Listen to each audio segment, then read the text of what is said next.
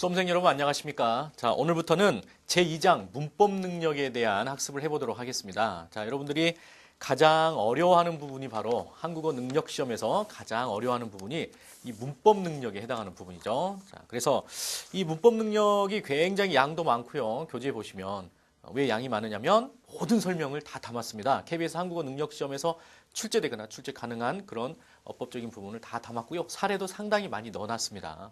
그래서 그 사례들을 하나씩 여러분들이 스스로 이제 공부를 하시면서 이해를 하고 또 어떤 건 또 외울 것은 외우고 해야 되는데요.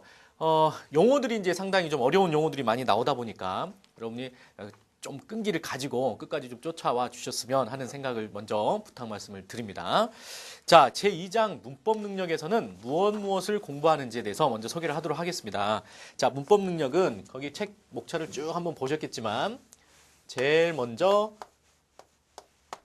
어문 규정에 대한 이야기를 합니다. 그래서 어문 규정에 대한 이야기를 한다. 자, 어문 규정에서는 뭘 배우느냐? 맞춤법에 대한 문제가 많이 출제가 됩니다. 맞춤법. 두 번째는 표준어 규정이죠. 우리말, 표준어가 무엇이 있는가? 표준어가 어떻게 규정이 돼 있나? 이런 것들을 살펴보고요. 자, 그 다음에 표준어 발음법, 표준 발음법. 소리를 어떻게 낼 것인가를 정해 놓은 게 있습니다. 그래서 그걸 하나씩 배워나갈 거고요. 그 다음에 네 번째로는 이제 외래어나 순화어.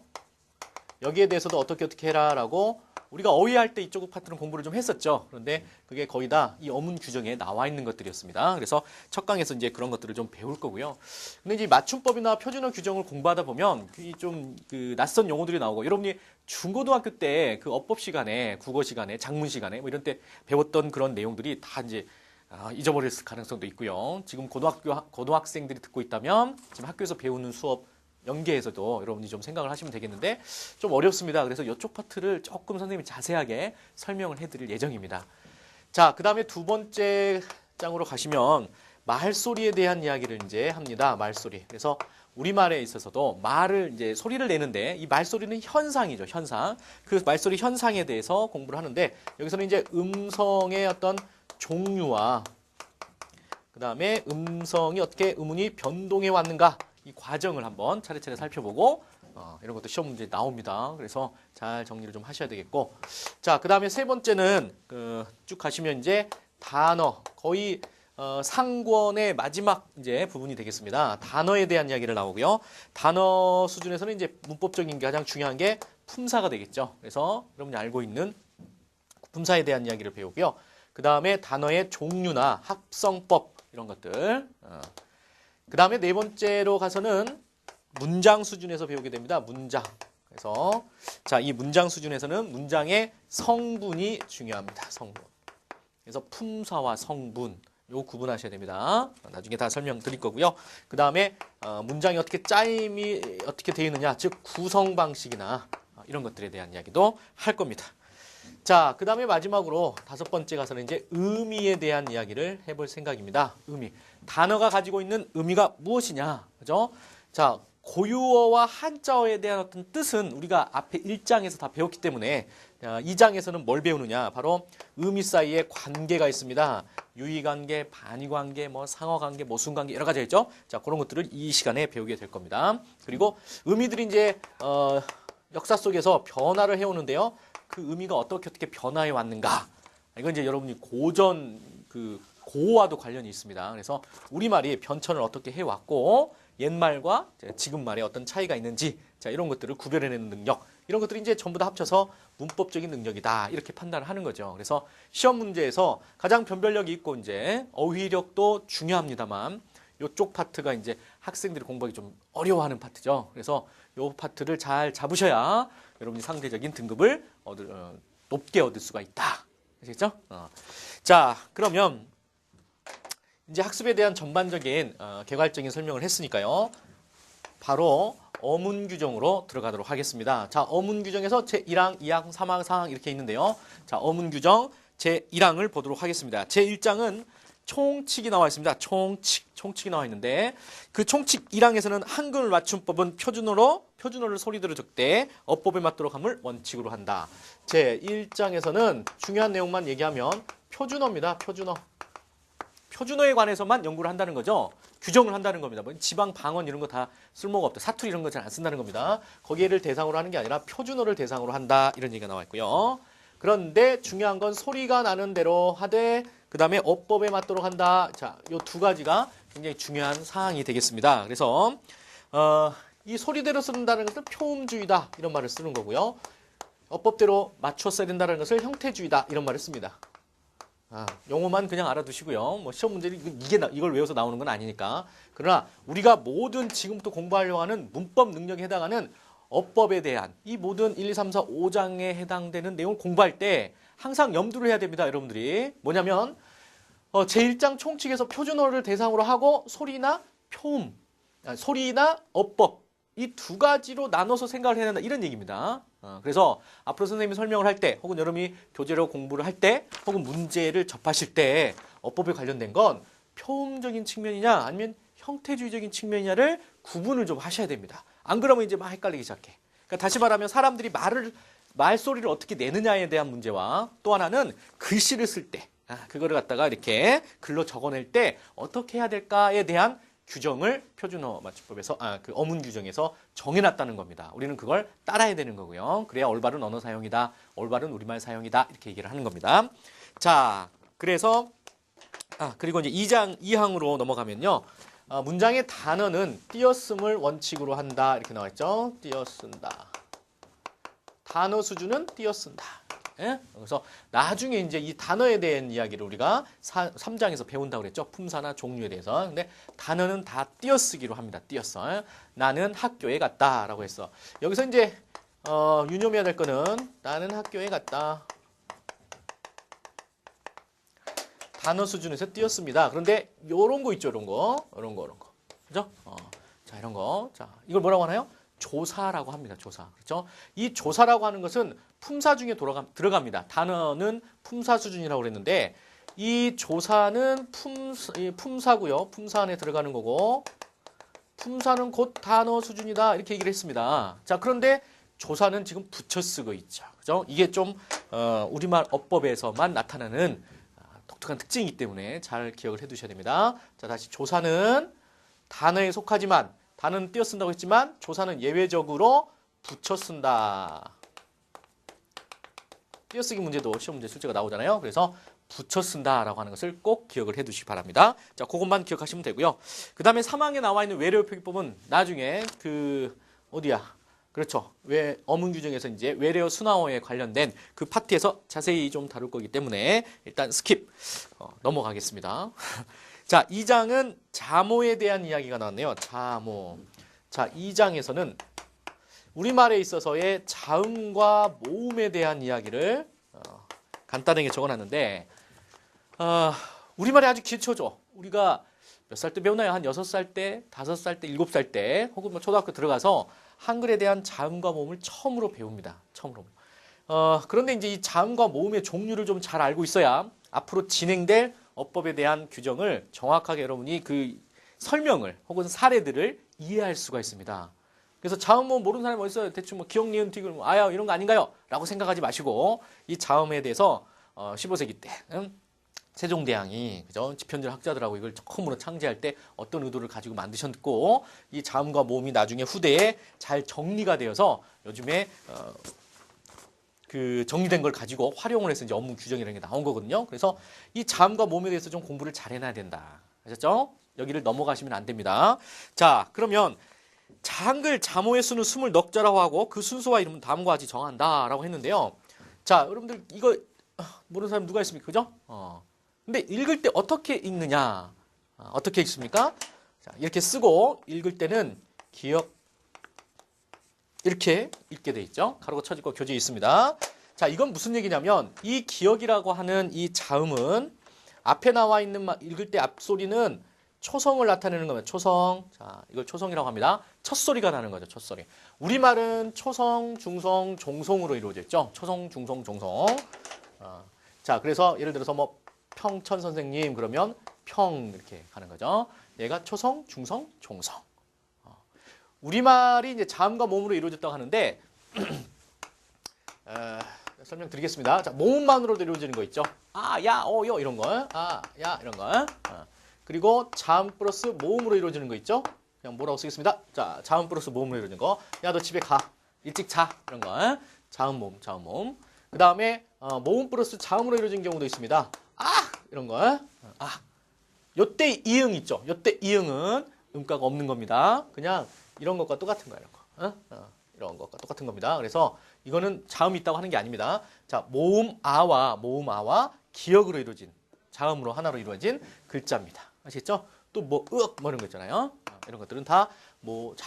그다음에 이제 자음 플러스 모음 플러스 자음으로 이루어진 이런 글자가 있습니다. 자음 플러스 모음 플러스 자음으로 이루어진 거. 잔 이런 거. 잔 이런 거는 지읒 니은 이렇게 이루어졌죠. 그래서 자. 그렇죠? 자, 그래서 우리말의 한 음절을 이루는 방식에는 이렇게 네 가지가 있습니다. 알고 계시죠? 자, 그래서 다시 이쪽으로 오시면 이 기역이라고 하는 것은 초성에서 나는 소리다. 기할 때 나는 소리다. 이런 얘기고요. 그 다음에 뒤에 이거 종성에서 나는 소리다. 마지막 소리. 끝소리라고도 합니다. 요즘에는. 자, 첫 소리와 끝 소리에서 어떻게 사용되고 있는지, 소리에서 사용되는 건지 그거는 바로 이 기역이라고 하는 자음을 사용한다. 이 말이 되겠습니다. 아시겠죠? 그래서 이제 뭐 이런 것도 하나만 더 예를 들면 자, 이것도 어떻게 읽을까? 대충 뭐 이렇게 하는 친구들이 있는데, 자, 이건 어떻게 읽어야 되는 겁니까? 그렇죠. 지, 읒 이렇게 읽어야 되는 거죠. 그죠? 지, 그래서 앞에가 지, 뒤에도 받침이 이렇게. 아시죠? 자, 거기에 대한 설명이 이제 밑에 쭉 나와 있으니까 나머지 자음들도 한 번씩 여러분들이 정확하게 발음을 좀 해보시기 바랍니다. 모음도 거기 쭉 나와 있죠. 아, 야, 여, 오요, 우유, 이 이렇게 나와 있는데요. 자, 자음과 모음이 있다. 그런데 이제 이것과 달리, 이것과 또 별도로 선생님이 또 하나 더 알려드리려고 합니다. 이 자음이라고 하는 놈이 종류가 이제 여러 가지가 있습니다. 여러 가지가 있는데 뒤에 이제 우리가 소리나 현상에 대한 이야기를 할 때도 하겠지만 기왕 여기서 나왔고요. 그 다음에 이걸 좀 알아야 뒤에 설명이 좀 편하기 때문에 먼저 말씀을 드리도록 하겠습니다. 자, 자음의 종류가 있습니다. 자음의 종류. 발음이 어떻게 나느냐 혹은 어떠한 역할을 하느냐에 따라서 자음의 종류를 좀 나눠놓은 게 있는데요. 여러분들이 그 자음이 뭐가 있습니까? 기역, 니은, 디귿, 리을, 미음 이렇게 있잖아요. 그죠? 자, 기역, 니은, 디귿, 리을, 미음, 비읍, 시옷, 이음, 지읒, 치읒, 키읔, 티귿, 피읍, 히읗. 자, 이렇게 자음이 있습니다. 자, 이것들 중에 몇 가지로 이제 좀 구분을 해놓는 게 있는데요. 자, 첫 번째 예사소리라고 하는 게 있습니다. 예사소리. 그냥 보통으로 나는 소리다 이런 얘기야. 예사소리가 나는 자음이 있습니다. 자음. 자, 그 자음을 두 번째 예사소리의 울림소리를 먼저 할까요? 울림소리라고 하는 게 있고요. 자, 세 번째는 된소리라고 하는 게 있고요. 자주 막 나오죠. 그죠? 뒤에 예습하는 친구들 막 읽어봤더니 이런 말들이 막 나왔을 때 거품 무는 친구들이 있어. 근데 이 수업을 잘 듣게 되면 이제 뒤에 좀 수월하게 간다 이런 얘기죠. 거센소리. 자, 이렇게 일단 나눠집니다. 그러면 예사소리는 뭐가 있을까요? 예사소리. 자, 아이고 죄송합니다. 자, 예사소리는 뭐가 있느냐? 예사소리. 자, 예사소리는 기역, 디귿, 비읍, 시옷, 지읒 이런 걸 예사소리라고 합니다. 그런데 이제 이걸 기역, 디귿, 비읍, 외우기가 좀 어렵죠. 그래서 쉽게 외우는 방법을 선생님이 알려드리려고 하는 겁니다. 자, 기역, 디귿, 비읍, 시옷, 지읒 이게 바로 예사소리입니다. 예사소리. 그리고 이걸 쉽게 외우는 방법은 아는 친구도 있을 거예요. 그죠? 이렇게 바다사자가 이렇게 외우시면 이게 예사소리가 됩니다. 자, 다 같이 한번 따라해 보세요. 바다사자가. 자, 그러면 바다사자가 비읍, 디귿, 지읒, 기역 이게 예사소리라고 합니다. 자, 그 다음에 울림소리라고 하는 게 있는데요. 자, 울림소리는 무엇을 울림소리라고 하느냐. 니은, 리을, 미음, 이음 이걸 자음 중에 울림소리. 물론 요 뒤에 모음이라고 하는 것도 있는데 이 모음 있죠? 저 밑에서 배웠던 그 모든 모음을 다 울림소리라고 합니다. 유성음이라고 하죠. 한자로는. 자, 울림소리인데요. 자, 지금 모음을 하는 건 아니니까. 자, 자음 중에서 울림소리는 뭐가 있느냐? 니은, 리을, 미음, 미입니다.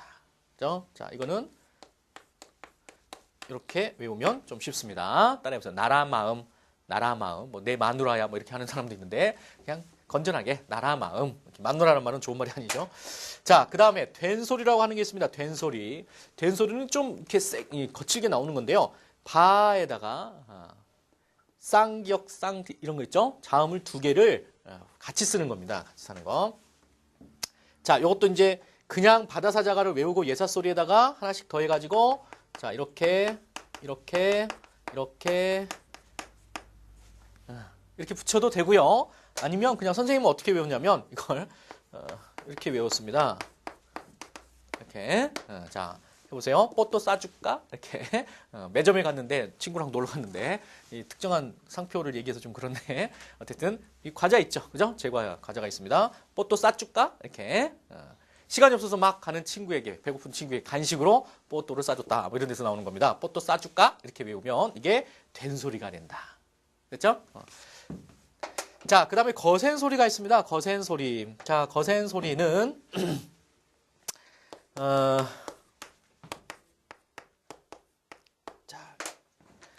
이 네 개가 거센 소리입니다. 거센 소리. 자, 이것도 쉽게 외우는 방법이 있는데요. 자, 이렇게 외우면 굉장히 쉽습니다. 자, 뭐라고요? 피카츄털. 이제 피카츄털. 그러면 피읍, 키역, 치읓, 티읕. 이렇게 해서 피카츄털이 바로 거센 소리가 된다. 아시겠죠? 자, 이 소리들, 자음의 분류도, 자음의 종류들도 다 연관성이 있습니다. 아까 말씀드렸듯이 예사 소리가 하나씩 덧붙여서 이렇게 된 소리가 된 거고요. 됐죠?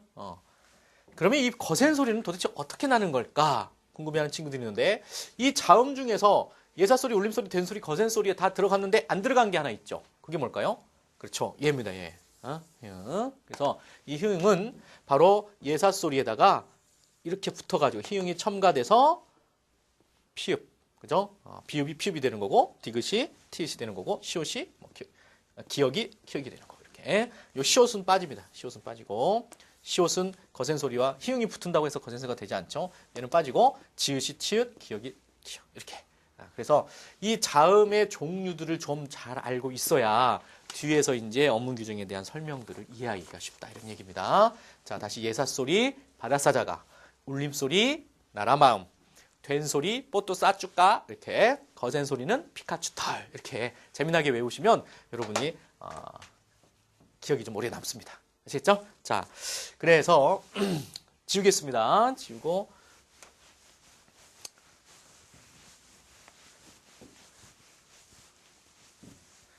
자, 그래서 제2장에 자모에 대한 이야기가 이제 나와 있는 것이 그렇게 해서 이제 좀 마무리가 됐고요. 다음 페이지로 좀 넘어가 보시기 바랍니다. 자, 뒤에 190페이지에 사전에 오르는 자모 순서 있죠? 그것도 자음 모음 이렇게 딱 나와 있으니까 그 순서를 좀 잘 기억하시고요. 예사소리 기역, 니은, 그 기역과 니은 사이에 쌍기역, 된 소리인 쌍기역이 먼저 나온다는 거, 그것만 참고를 하시면 되겠습니다. 자, 다음 페이지에 이제 제3장 소리에 관한 것이라고 하는 이야기가 이제 나와 있습니다. 맞춤법에서 소리에 관한 이야기.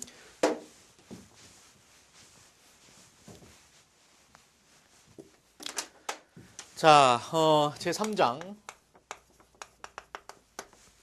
소리에 관한 것이고요. 제3장에 대한 이야기. 제1절에서 된 소리가 먼저 나옵니다. 된 소리. 자, 된 소리가 먼저 나왔습니다. 자, 된 소리는 아까 좀 전에 말씀드렸죠. 뭐가 된 소리라고요? 뽀또 싸줄까? 이게 된 소리입니다. 그래서 이 된 소리라는 말이 딱 접했을 때 여러분들은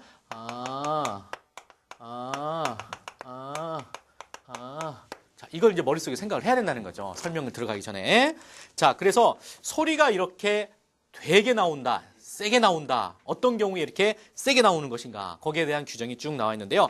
자, 첫 번째는 두 모음 사이에서 나는 된 소리다. 이런 말이 나왔네요. 두 모음 사이에서는 된 소리다. 두 모음 사이. 에서 된소리가 난다. 자, 그러한 사례를 한번 밑에 있는데요. 자, 소쩍새가 있습니다. 소쩍새. 하나만 예로 들어볼게요. 자, 여기서 모음이 뭐야? 두 모음 사이. 그러니까 앞에 나와 있는 이 오라고 하는 모음과 뒤에 나와 있는 이 어라고 하는 모음 사이에서 그렇죠? 지읒이 뭘로? 된소리로. 그죠? 그래서 소적새 이게 아니라 소쩍새 이렇게 한다는 거예요. 소쩍새. 어깨 이것도 보세요. 어깨.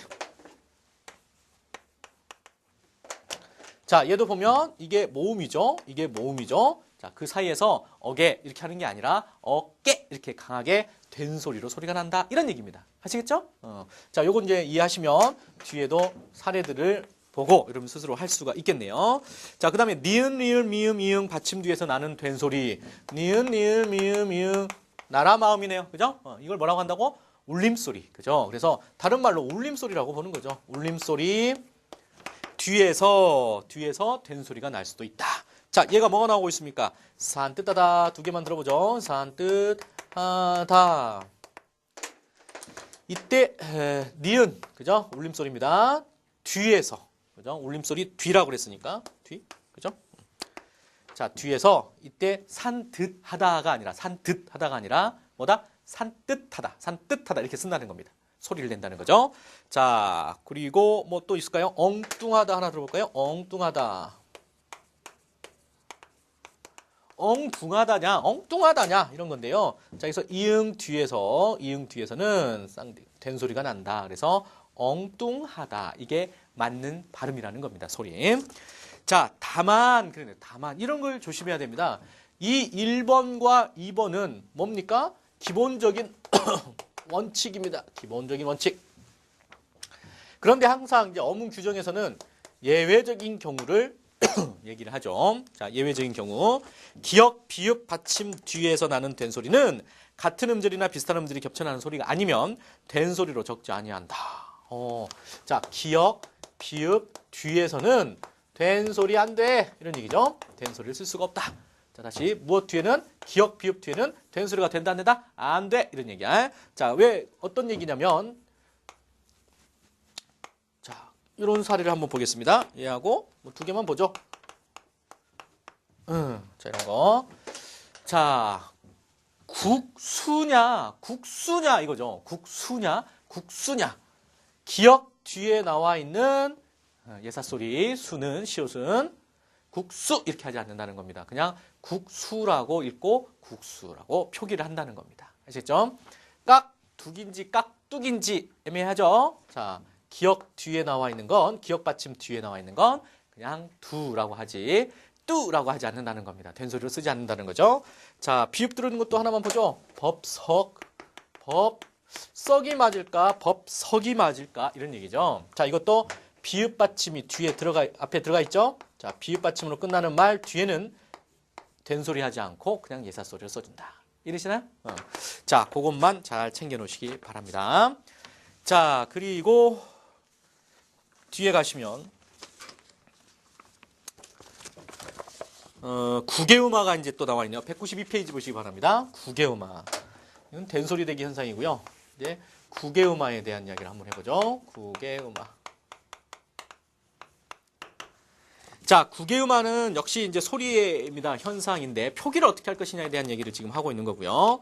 자, 구개음화라고 하는 것은 디귿, 티읕, 받침 뒤에 종속적 관계를 가진 이나 희가 올 적에는 디귿, 티읕이 지읒, 치읒으로 발음난다? 자, 이거 잘 봐야 됩니다. 디귿, 티읕, 받침 뒤에 그랬네요. 디귿, 티읕, 받침 뒤에. 자, 이게 받침으로 사용이 되고 이 말이죠. 되고 뒤에 뭐가 나온다고요? 이나 희가 나올 때, 그러니까 디귿 받침 플러스 이나 희 이런 얘기입니다. 이나 희. 자, 구개음화 앞에 디귿 받침, 디귿 티귿 받침으로 끝나는 말 뒤에 이나 희가 붙어져서 나올 때 어떻게 한다는 겁니까? 디귿이 지읒, 치읒으로 소리 나는 현상은 구개음화 현상이라고 하고요. 소리 현상. 자, 예를 들어 볼까요? 이게 이제 뭘로 나온다? 뭘로 바뀐다? 지읒이나 치읒으로 바뀐다. 이런 얘기야. 소리가 난다는 겁니다.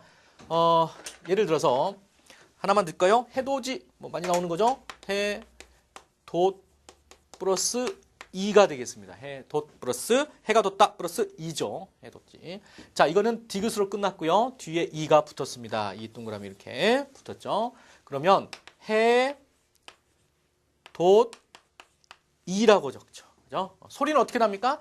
해도 지로 소리가 나. 해도 지로 소리가 나는데 표기를 할 때는 우리가 글자를 쓸 때는 이 디귿을 그냥 그대로 써준다는 겁니다.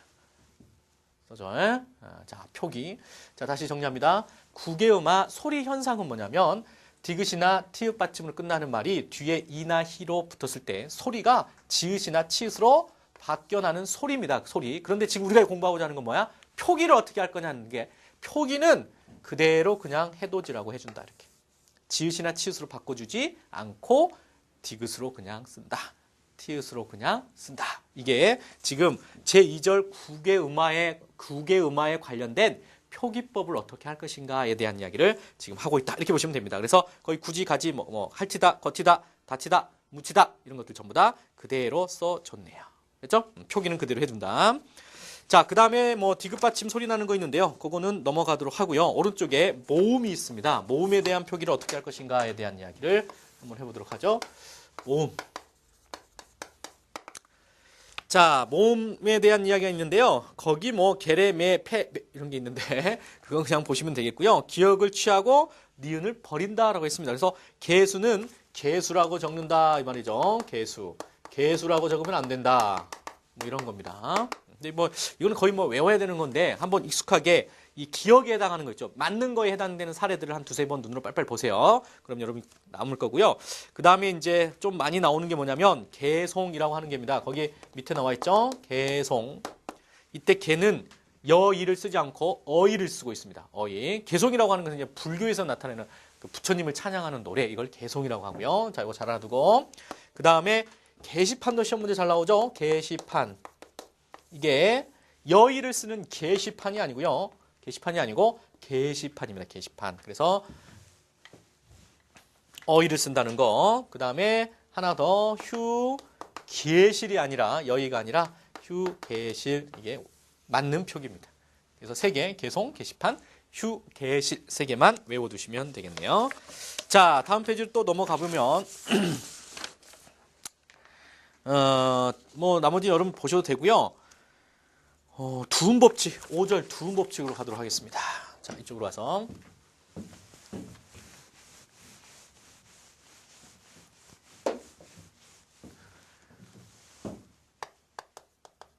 오절 두음 법칙.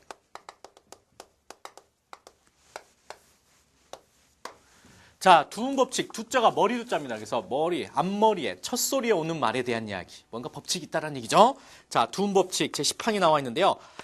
두음 법칙 우리가 고등학교 때 쉽게 배웠을 때 앞에 나와 있는 니은이나 리을이 이응으로 소리 나는 현상 바뀌어져서 표기를 한다, 소리가 난다, 이런 거를 갖다가 두음 법칙이라고 합니다. 근데 이제 제10항과 제11항에 나눠서 이걸 10항, 얘를 11항 이렇게 나눠놨죠. 그래서 10항에서는 한자 니, 즉 니은에 해당하는 것이 첫머리에 올 때는 이, 즉 이응으로 바뀐다. 그러니까 니은이 첫머리에 왔을 때 이응으로 바뀐다. 그죠? 두음 법칙은 첫머리, 이걸 잘 생각하세요. 그래서 이제 여자라고 하는 게 있는데 여자 한자어죠. 계집 여자를 쓰는 건데 이렇게 쓰지 않고 여자다 이렇게 쓴다는 겁니다. 그래서 이때 니은으로 원래 계집 여자잖아요. 근데 그걸 이렇게 이응으로 바꿔줘서 표기한다 이런 말이 되겠습니다. 유대 익명 이런 것도 있네요. 익명 원래는 익명 이런 건데 이거를 익명 이렇게 쓴다는 거죠. 은닉하다, 숨을 읽자죠. 그런데 이렇게 이응으로 바꿔서 쓴다. 아셨죠? 자, 그런 얘기들이 쭉 나와 있고요. 그 다음에 한 장 넘겨보시면 제11항이 있습니다. 제11항. 거기 이제 그 예외적으로 의존명사 냥과 년 이런 거는 이제 그대로 쓴다. 또 하나 적어드릴게요. 냥, 년, 몇 년, 7년, 3년 할 때 몇 냥 이런 거 할 때는 비록 띄어쓰긴 하지만 여기 앞에 띄어쓰고 해도 띄어쓰지만 이때 니은은 그대로 써줍니다. 그 예외적인 거니까 좀 챙겨두는 게 좋겠네요. 그 다음에 11항으로 가게 되면 11항에 보시면 한자음 라, 려, 레, 료, 루, 리 뭐 이렇게 나와 있는데 그건 리을이라는 얘기죠. 그죠? 리을로 시작되는 한자어가 첫 음절에 왔을 때는 처음에 왔을 때는 이응으로 바꿔줘서 소리가 난다. 예를 들면 양심 이런 게 있습니다. 양심. 선량한 양심. 그런데 이걸 어떻게 쓴다고요? 양심 이렇게 쓰죠? 양심.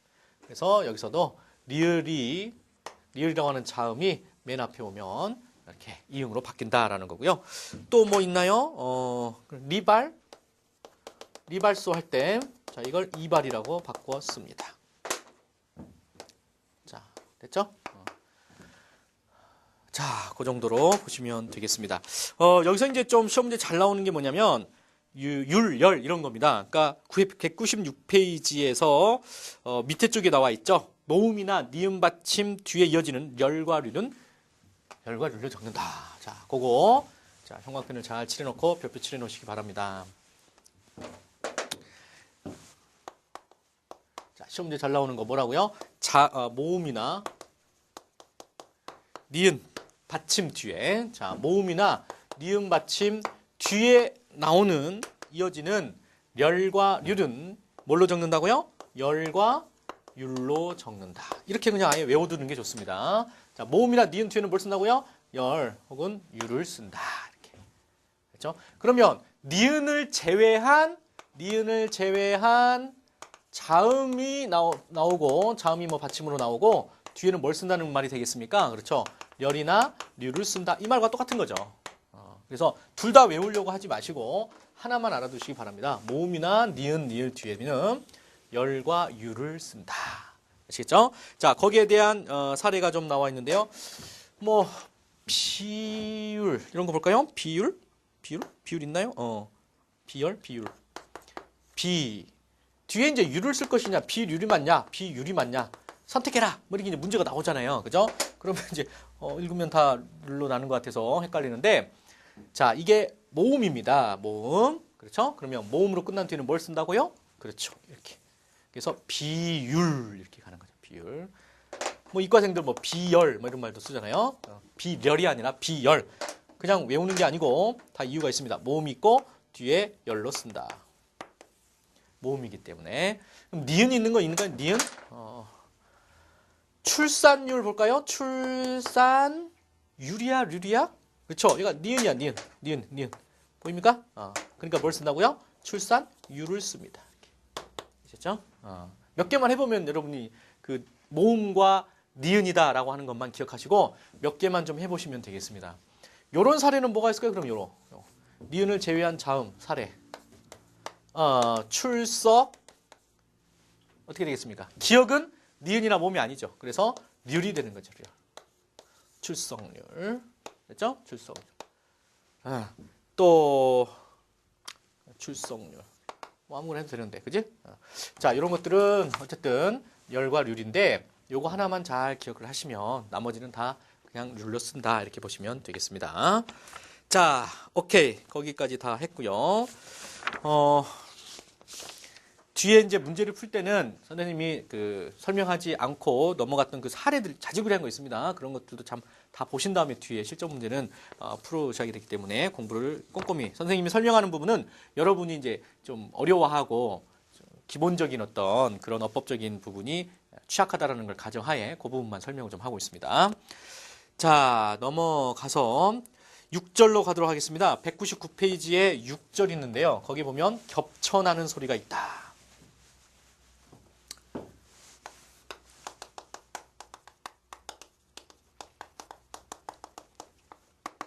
자, 한 단어 안에서 같은 음절이나 비슷한 음절이 겹쳐나는 부분은 같은 글자로 적는 게 맞다. 그러니까 단어가 하나가 이렇게 있는데요. 이 단어 안에서 뭔가 똑같이 이렇게 겹쳐서 난다면 얘와 얘를 똑같이 써야 된다는 겁니다. 얘와 얘를 똑같이 동일하게 써줘야 된다는 겁니다. 이해되죠? 자, 예를 들면 딱딱이라고 하는 게 있는데 딱, 닭 이런 거 안 된다는 거죠. 어떻게? 딱, 딱하다 이렇게 써야 된다는 거죠. 딱딱하다. 이해되죠? 뭐 씩씩하다라고 했는데 씩하다 이거 안 되고요. 씩씩하다 이렇게.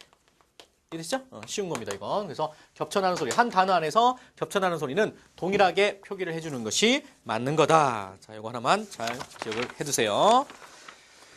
자, 사장 형태에 관한 내용이 있는데요. 시간이 좀 어떻게 됐는지 좀 궁금하네요.